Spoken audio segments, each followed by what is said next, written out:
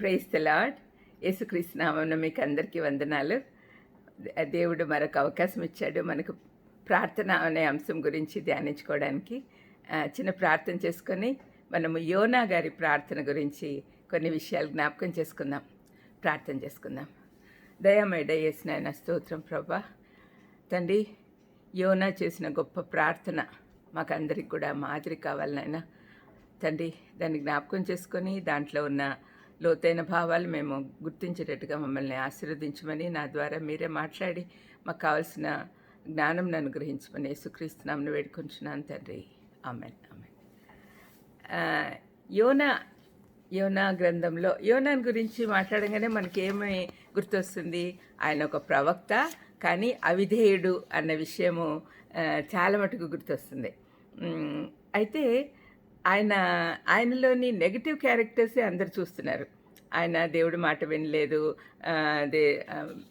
నేను ఎక్కిపోమ్మంటే తర్షీష్కి వెళ్ళిపోయాడు, దేవుడి మాట వినలేదు, ప్రవక్త అయ్యుండి కూడా ఇట్లా చేయడం తప్పు కదా, ఇట్లాంటి కామెంట్స్ అన్నీ వింటూ ఉంటాం కదా.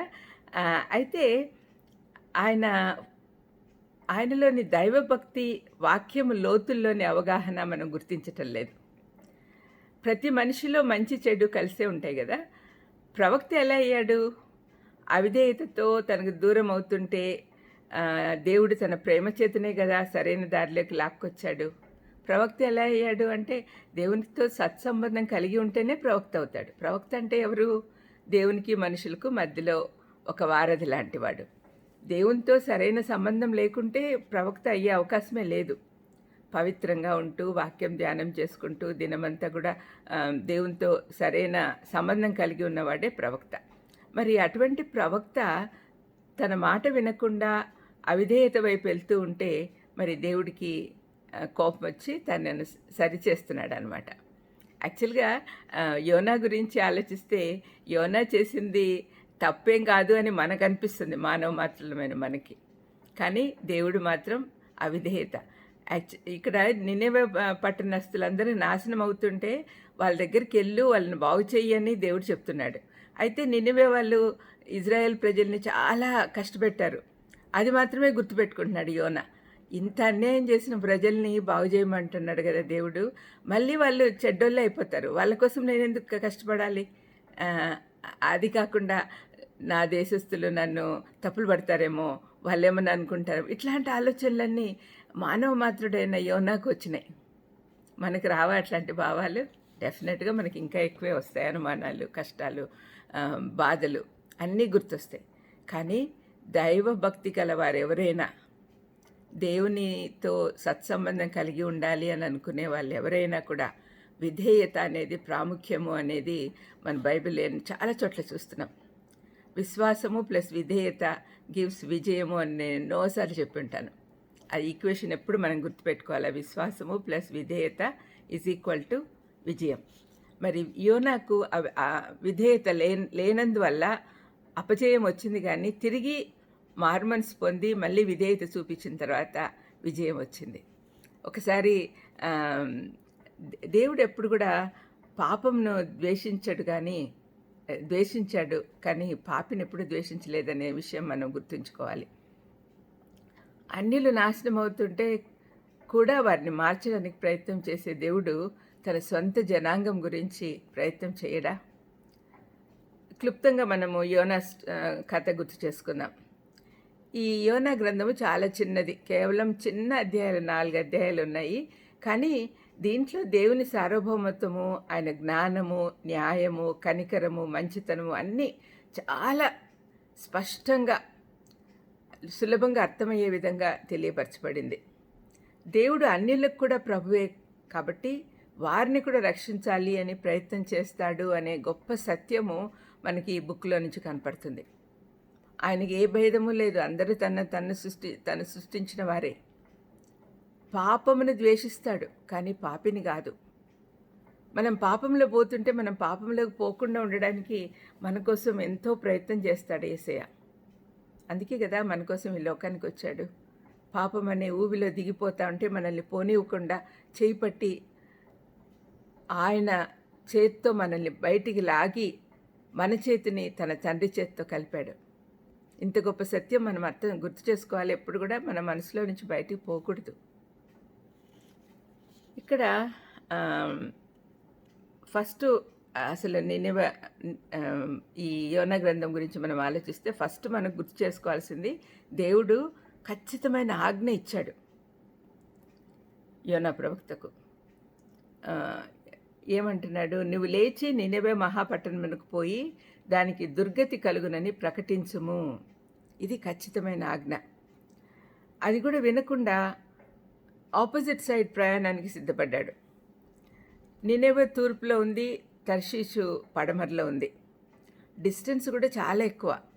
నినెవే అంటే దాదాపు ఒక 500 మైళ్ళు ఉంటుంది, కానీ తర్షీషు 2500 మైళ్ళు. యొప్పేలో ఓడరేవుకు వెళ్ళాడు. తర్షీషుకు పోయే ఓడ రెడీగా ఉంటే దానిలో ఎక్కేశాడు. తర్వాత జరిగిన విషయాలన్నీ మనకు తెలుసు. అక్కడ తుఫాన్ వచ్చేసింది, పెద్ద తుఫాన్ వచ్చేసింది. తర్వాత నావికులందరూ కూడా చీట్లు వేశారు. ఎవరి ద్వారా ఈ తుఫాన్ వచ్చింది అని తెలుసుకున్నారు.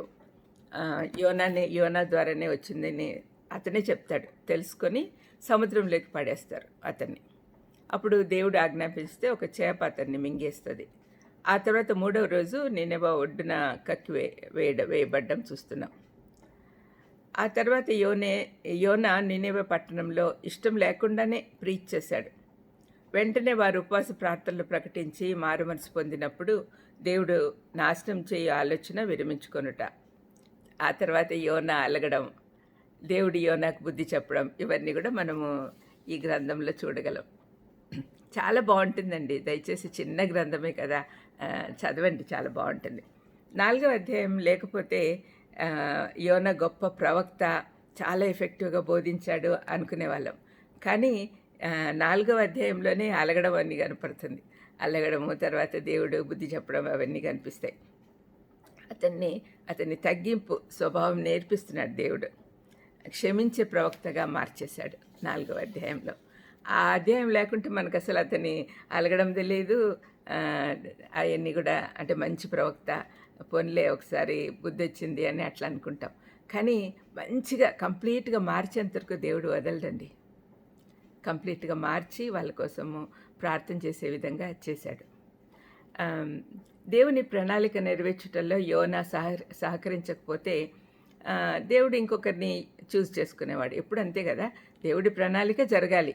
దాంట్లో నువ్వు నేను ఒప్పుకోకుంటే ఇంకొకరిని తీసుకుంటాడు దేవుడు. అది ఎప్పుడు మనం గుర్తుపెట్టుకోవాలి. ఎస్తేర్ గ్రంథంలో అంటాడు కదా మొర్దెకై, నువ్వు కాకపోతే ఇంకొకరిని చూస్ చేసుకుంటాడు దేవుడు, కానీ నువ్వు మాత్రం నాశనం అవుతావు అని గుర్తుపెట్టుకో. నిన్ను అందుకే దేవుడు అక్కడ పెట్టాడు ప్యాలెస్లో అని గుర్తుపెట్టుకో అని ఎస్తేరుకు జ్ఞాపకం చేస్తాడు. ఆ విధంగా దేవుడు ఎప్పుడు తన ప్రణాళిక నెరవేరడం అయితే జరుగుతుంది. ఇదంతా కూడా దేవుడు ఎందుకు చేశాడంటే యోనా మనసు మార్చాలి. అతడు తప్పు మార్గంలో పోకూడదు, అవిధేయులను దేవుడు క్షమించడు అనే విషయం తను జ్ఞాపకం చేయాలి అని దేవుడి ఆశ. తమ శత్రువులైన అశ్షూరీయులను మార్చుటకు వెళ్ళాడని తెలిస్తే తనకు చెడ్డ పేరు వస్తుందని, తన ప్రజలు తన దేశద్రోహి అనుకుంటారని అనుకుని ఉండొచ్చు. ఆత్మల భారము అస్సలే లేదు, క్షమాగుణం లేదు. ఇజ్రాయెల్ జాతికి ఒక గుర్తుగా యోనా ఉన్నాడు. అట్లనే మనకు కూడా ఒక గుర్తే అని అనుకోవచ్చు. మనకి ఎవరైనా ద్రోహం చేస్తే వాళ్ళకి మంచి చేయాలని అంటే ఇష్టంగా పోం కదా, అదే జరిగింది ఇక్కడ. మొదటి అధ్యాయం అంతా కూడా తప్పిపోయిన కుమారునిలాగా ఉన్నాడు. అంటే దేవుడు చెప్పిన మాట వినకుండా దూర ప్రాంతాలకు వెళ్ళిపోవడము, అక్కడ ఎన్ని కష్టాలు పడ్డము, అవన్నీ ఫస్ట్ అధ్యాయంలో చూస్తాం. 4వ అధ్యాయం వచ్చేసరికి పెద్ద కుమారునిలాగా అలగడము, ఇట్లాంటివన్నీ చేస్తూ ఉన్నాడు. ఈ నేపథ్యంలో ఇవన్నీ గుర్తుపెట్టుకోండి. This is the story of Zona. అయితే 2వ అధ్యాయంలో ఒక అద్భుతమైన ప్రార్థన ఉందండి. ఆ ప్రార్థనని ఈరోజు ధ్యానించుకుందాం. ఒకసారి చిన్నదే కాబట్టి నేను చదివి వినిపిస్తానండి, తర్వాత మనం దాన్ని అనలైజ్ చేద్దాం. దీంట్లో కేవలం 10 వచనాలే ఉన్నాయి. నేను చదువుతుండగా దయచేసి వినండి. ఆ మత్స్యము చేప కడుపులో ఉన్నాడు కదా యోనా. ఇప్పుడు ఆ మత్స్యము కడుపులో నుండి యోనా యెహోవాను ఈలాగున ప్రార్థించెను. నేను ఉపద్రవంలో ఉండి యెహోవాకు మనవి చేయగా ఆయన నాకు ప్రత్యుత్తరం ఇచ్చెను. పాతాళ గర్భములో నుండి నేను కేకలు వేయగా నీవు నా ప్రార్థనను అంగీకరించి ఉన్నావు. నీవు నన్ను అగాధమైన సముద్ర గర్భంలో పడవేసి ఉన్నావు. ప్రవాహములు నన్ను చుట్టుకొని ఉన్నవి. నీ తరంగములను నీ కరులను నన్ను కప్పియున్నవి. నీ సన్నిధిలో నుండి నేను వెలివేయబడినను నీ పరిశుద్ధాలయము తట్టు మరలా చూచెదను అనుకొంటిని. ప్రాణాంతం వచ్చునంతగా జలములు నన్ను చుట్టుకొని ఉన్నవి. సముద్ర అగాధం నన్ను ఆవరించి ఉన్నది. సముద్రపు నాచు నా తలకు చుట్టుకొని ఉన్నది. నేను మరెన్నటికి ఎక్కి రాకుండా భూమి గడియలు వేయబడి ఉన్నవి. పర్వతముల పునాదుల్లోనికి నేను దిగి ఉన్నాను. నా దేవా యెహోవా, నువ్వు నా ప్రాణము కూపంలో నుండి పైకి రప్పించి ఉన్నావు. కూపంలో నుండి నా ప్రాణము నాలో మూర్ఛిల్లగా నేను యెహోవాను జ్ఞాపకం చేసుకుంటుని. నీ పరిశుద్ధ ఆలయంలోనికి నీ యొద్దకు నా మనవి వచ్చెను. అసత్యమైన వ్యర్థ దేవతల యందు లక్ష్యముంచువారు తమ కృపా ఆధారమును విసర్జించుదురు. కృతజ్ఞతాస్తుతులు చెల్లించి నేను నీకు బలులను అర్పింతును. నేను మొక్కుకునిన మొక్కుబళ్లను చెల్లింపక మానను. యెహోవా యొద్దనే రక్షణ దొరుకును అని ప్రార్థించను.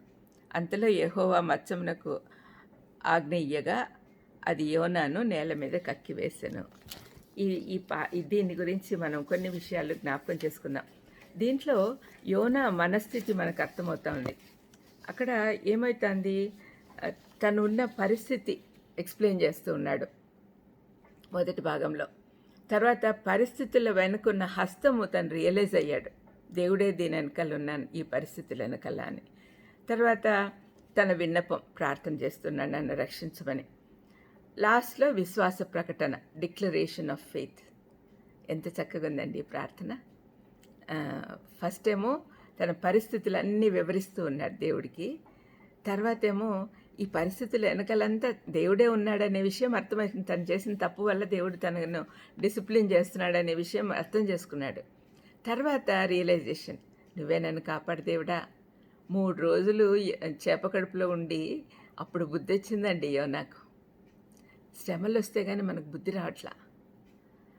మరి లాస్ట్లో ఏమంటాడు, యెహోవా ద్వారానే రక్షణ అనే విషయం గుర్తించి దాన్ని ప్రకటిస్తూ ఉన్నాడు.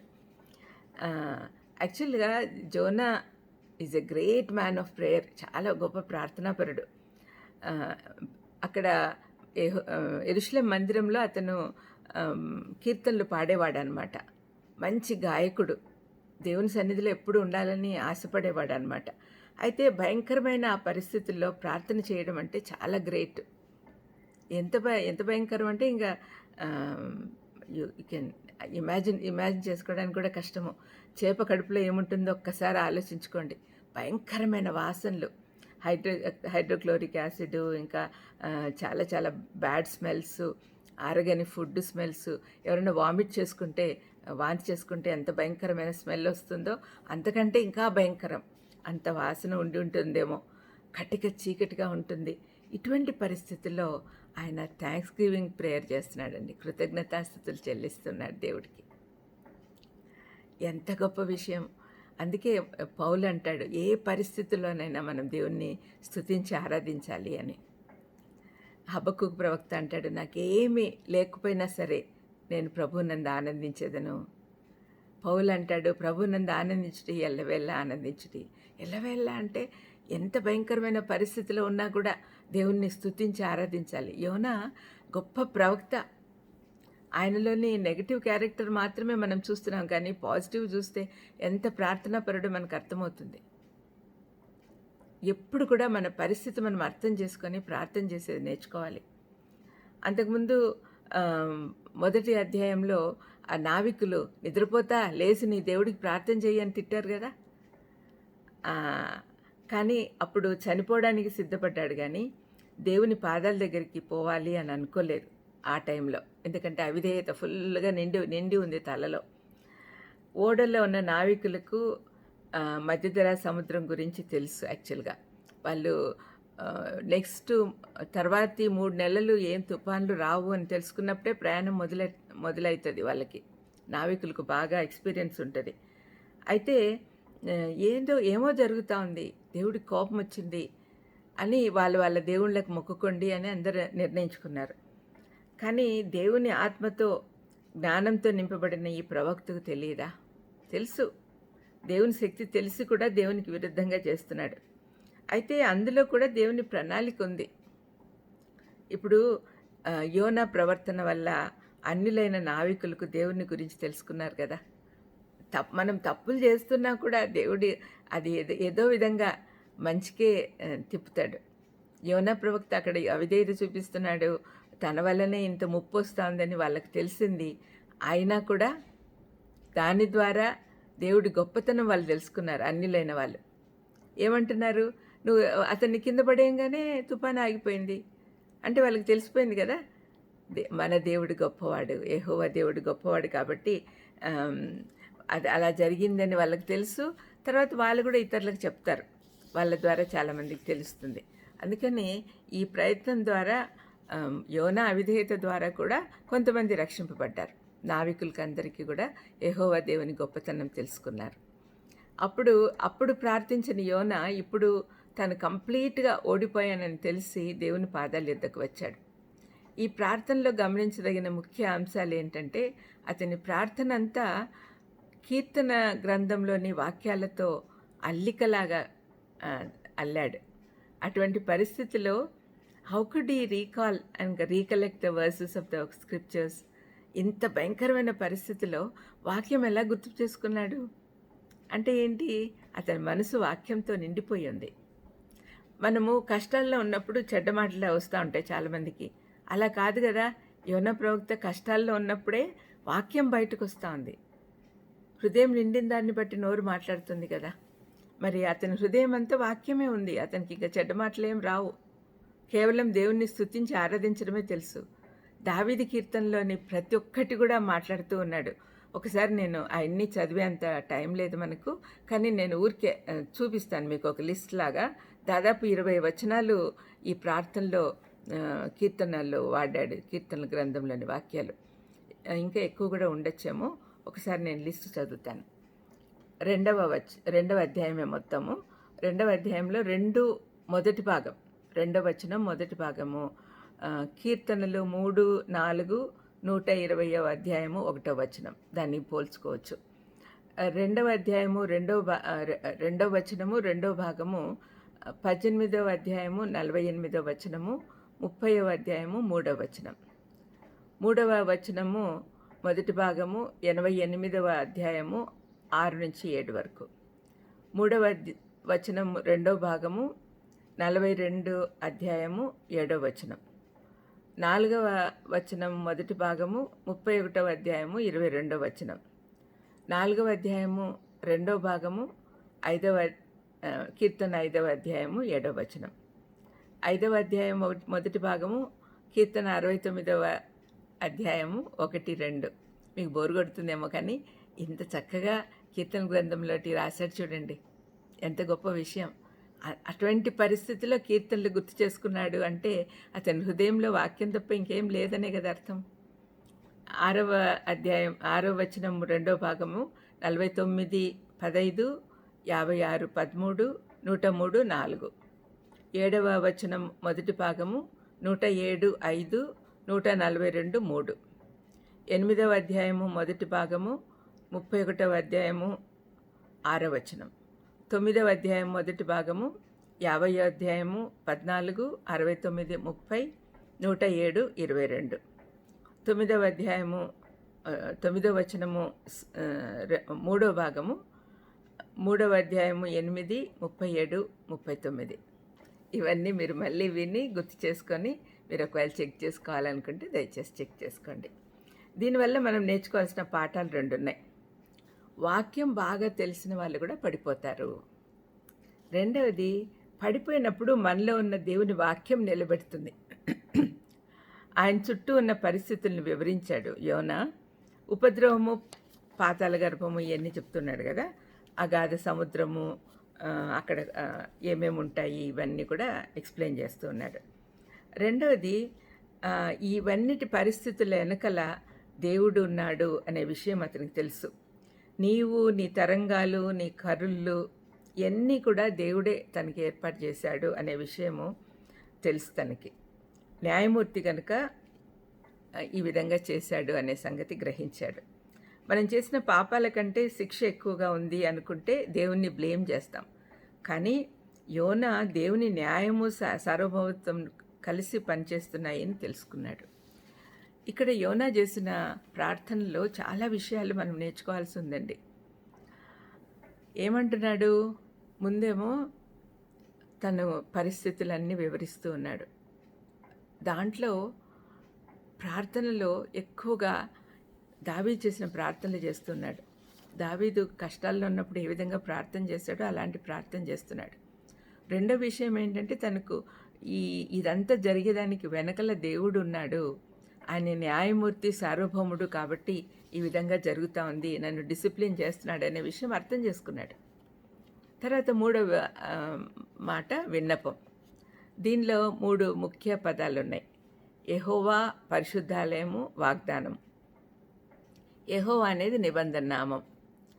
అబ్రహాం, మోషే, దావీదులతో నిబంధన చేసినప్పుడు ఈ నామం వాడాడు దేవుడు. ఈ యోనా ప్రార్థన నిబంధన పైన ఆధారపడి ఉంది. అదంతా కూడా యూదుల అలవాటు. అది మన ప్రార్థన క్రీస్తు పనులపై ఆధారపడి ఉంది. వాళ్ళదేమో వాళ్ళ నిబంధన మీద ఆధారపడి ఉంది. మనం కొత్త నిబంధన వాళ్ళం కదా, అందుకని మన క్రీస్తు మన కోసం చేసిన కార్యాల మీద ఆధారపడి ఉంది. రెండోది, ఆయన పరిశుద్ధాలయం ముందు కీర్తనలు పాడేవాడు కాబట్టి ఎప్పుడెప్పుడు వెనక్కి వెళ్ళిపోదామా, మందిరంలో మళ్ళీ పాటలు పాడుకుంటూ ఉందామా అని ఆలోచిస్తున్నాడు. అక్కడే దేవుని కరుణాపీఠం ఉంది కాబట్టి, మందసము దేవుని కరుణాపీఠం ఉంది కాబట్టి అక్కడికి వెళ్తే నా పాపాలని క్షమిస్తాడు దేవుడు అనే పాప ప్రాయశ్చిత్తం జరుగుతుంది అనే విషయం తనకు తెలుసు కాబట్టి అక్కడికి వెళ్ళాలి అని, అక్కడ క్షమాపణ కావాలి అనే విషయం అతను ఆశిస్తూ ఉన్నాడు. తర్వాత దేవుని వాగ్దానం. మొదటి రాజులు 8:38 నుంచి 40 వరకు చూస్తే అక్కడ మందిర ప్రతిష్టప్పుడు సొలొమోను చేసిన ప్రార్థనలో ఆ దేవాలయం వైపు చూసి ప్రార్థన చేస్తే చాలు క్షమాపణ వస్తుంది, వాళ్ళ ప్రార్థనలు ఆలకిస్తాడు దేవుడు అనే విషయము అక్కడ మనకు అర్థమవుతుంది. చివరిగా విశ్వాస ప్రకటన. కృపకు ఆధారమగు దేవుడు అన్యులకు లేడు, మనకున్నాడు. కృపకు ఆధారమగు దేవుడు ఆయన. మొక్కుబళ్ళు చెల్లిస్తానని ప్రకటిస్తున్నాడు. మందిరానికి వెళ్తాననే విశ్వాసం అతనిలో ఉంది. యెహోవా యొద్దనే రక్షణ అనే విషయం ఫైనల్గా ప్రకటించాడు. ఇది చూడండి, 10వ వచనంలో ప్రార్థనకు వెంటనే జవాబు వచ్చేసిందండి. ఇక్కడ ఆజ్ఞ ఇయ్యగా అని దేవుడు అంటున్నాడు. ఒరిజినల్ హీబ్రూ మాట మాట్లాడగా అని ఉంది. ఆయన మాట్లాడితే అది ఆజ్ఞనే కదా, ఆజ్ఞ ఇచ్చేశాడు. ఇక్కడ మనకి ఒక పెద్ద సత్యం అర్థమవుతుంది. దేవుడు సృష్టికర్త కాబట్టి సృష్టి యావత్తు ఆయన మాట వింటుంది. ఒక చేప కూడా తన మాట వింటా ఉంది.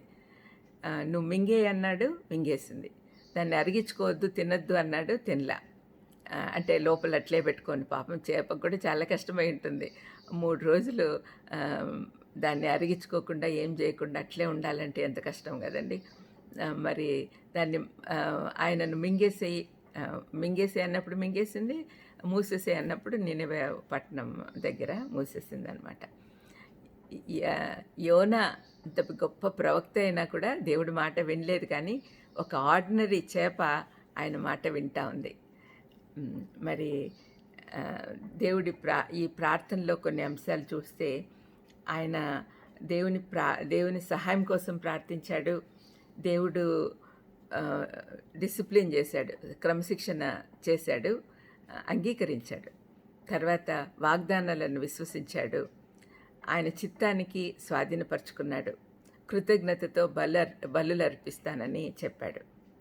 ఈ ప్రార్థన ద్వారా మనం నేర్చుకోవాల్సిన పాఠాలు ఏంటంటే, పాపము మూసేసిన నోటిని శ్రమ తెరిచింది.